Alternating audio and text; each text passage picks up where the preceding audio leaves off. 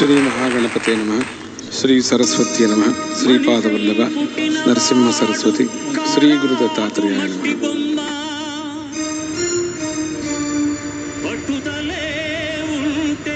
The first speaker for today would be Professor Dr. Bhagya Rao. Dr. Bhagya Rao is a psychiatrist.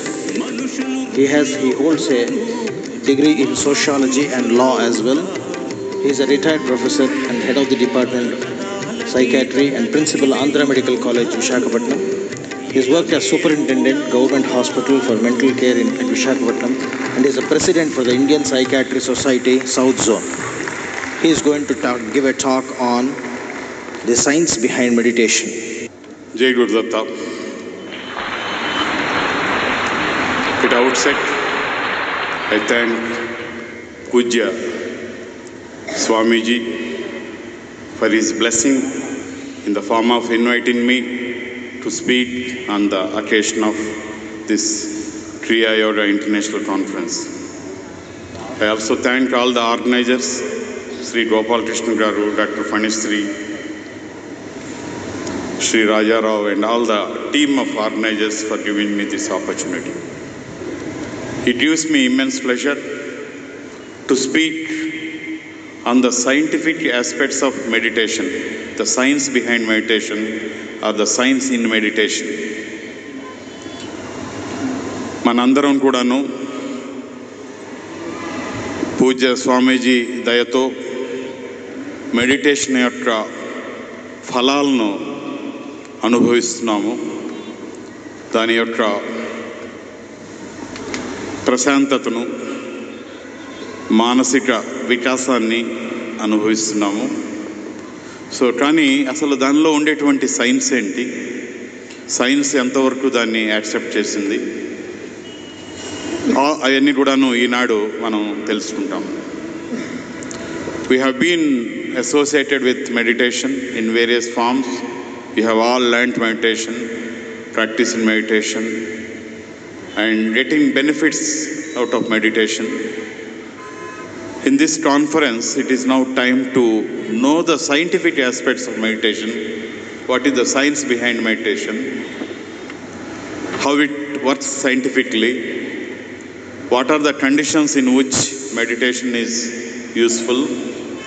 What are the various physiological changes in the body that happens with meditation? All these things will be knowing in a very small period of 10 to 15 minutes. Meditation is a self-regulation practice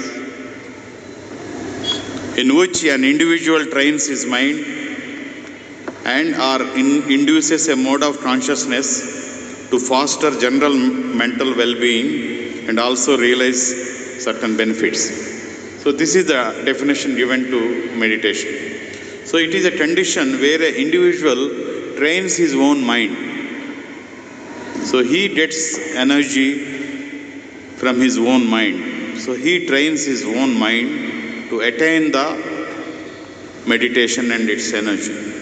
And also he induces a small change in his consciousness, which will take him towards the general mental health, mental well-being, and also realize certain benefits out of this altered consciousness during meditation.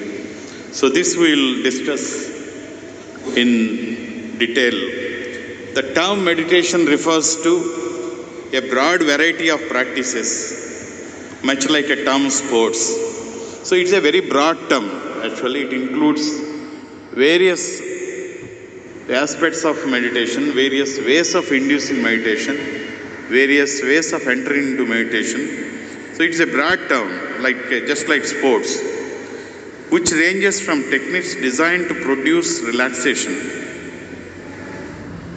contacting spiritual guides, building internal energy, which is called as chi, prana, etc., receiving psychic visions, getting closer to God, taking astral journeys, and so forth, to more technical exercises